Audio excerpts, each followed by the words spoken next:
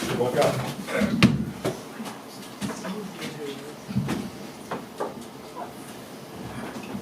Mais en fait, on est beau. Ouais. Derrière le bar, on voit pas bien. Ça n'a pas commencé. Hein. Nique la loi. Noël, t'as pas le droit de rigoler. Ça fait souffrir. C'est vrai que c'est dur de garder son sérieux. Allez, ça démarre. Alors, pour une fois, depuis toutes ces fois, 3, 4 au moins avec le Slameuse, j'ai mis un titre à mon texte qui s'appelle La peur du ciel. Donc, la peur du ciel. Aujourd'hui, jour de pluie, car oui, je suis plutôt celui qui vite écrit pour ne pas que le temps me fuit. Donc je reprends. Aujourd'hui, jour de pluie. Je réfléchissais la tête en l'air, comme souvent, laissant aller l'esprit au gré du vent. Je pensais à ce jour, à cet enfant, mis en avant par Bradbury, qui se trouvait enfermé dans le placard de son école sur Vénus.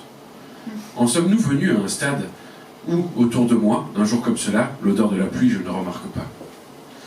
Et pourtant je humais si fort à ne plus pouvoir respirer. Pourtant rien, et je regardais autour de moi. Bâtiments et routes m'entouraient. À mon horizon, pas un brin d'herbe, pas une motte de terre à humidifier. Je pouvais bien humer, à part une flaque de gasoil ou une merde de chien, rien ne serait remonté à mon si grand nez divin. Alors oui, je me suis senti comme ce gamin sur Vénus, ne voyant que la pluie. Pourtant, j'ai l'expérience de la météo et du soleil qui caresse ma peau. À l'inverse de ces enfants, qui seule la pluie avait connu, j'avais peur. J'ai bel et bien la peur du ciel, pas pour moi mais pour les suivants. Que des pluies acides ou des soleils de plomb ravagent montagnes et rivières et océans. Que les odeurs disparaissent et qu'il ne reste qu'un monde lissé à tout horizon. J'aurais préféré, comme ces Gaulois, simplement penser que le ciel nous tombe sur la tête.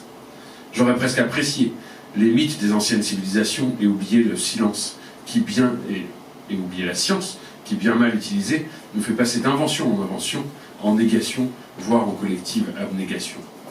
Alors j'ai peur du ciel, et surtout de la place que nous laissons à ceux et celles qui après nous voudront le sentir et le voir pour y croire, plus acide, rayon trop actif, ou que sais-je. Je rêve d'un escargot et d'un arc-en-ciel, sans poser la question de l'apoptose que je décèle.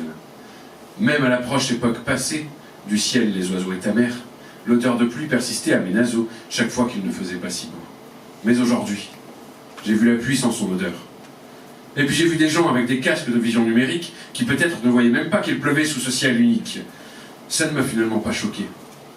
Si aujourd'hui je ne la sens plus, qui me dit que demain encore, j'aurai la capacité d'observer chaque goutte perlée sur ma fenêtre. Une motte de terre, relayant l'odeur humide du humus, m'aurait quand même bien plu.